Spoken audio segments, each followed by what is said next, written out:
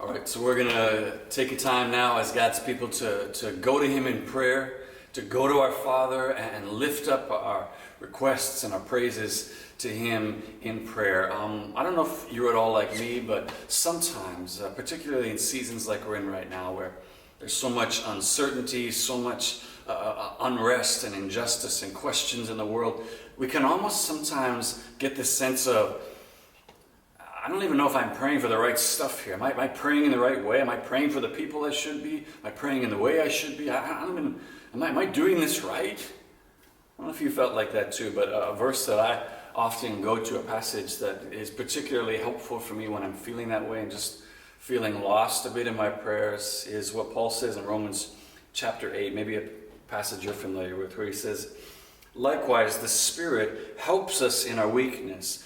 For we do not know what to pray for as we ought, but the Spirit Himself intercedes for us with groanings too deep for words, and He who searches hearts knows what is the mind of the Spirit, because, listen, the Spirit intercedes for the saints according to the will of God."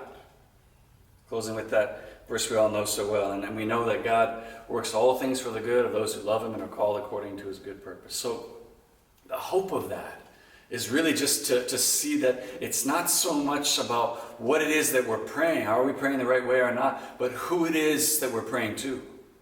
That's the important part, that we're bringing our requests to God and trusting that the Spirit can take our requests, right, wrong, slightly off, whatever it is, and interpret them according to the will of God, so that God's good purposes are achieved through our prayers as God works powerfully through them. So let's bring these requests to God right now, trusting that it's not about our perfectness in prayer or our saying the perfect prayer, but about our coming to our Father and bringing our hearts to Him, just coming with honesty and authenticity and just saying, this is what I need from you, Father. This is what I'm thanking you for, whatever it is.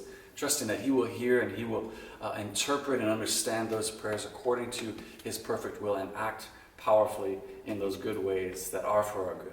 Let's go to Him now.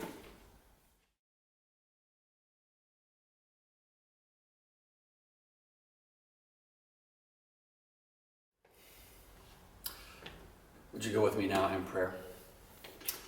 Spirit of God, we ask you to now do exactly what your word has said. Take what we have prayed, what we have lifted up to our Father through you, Spirit of God, and interpret those prayers, apply them, bring them about according to your good purpose and your good will.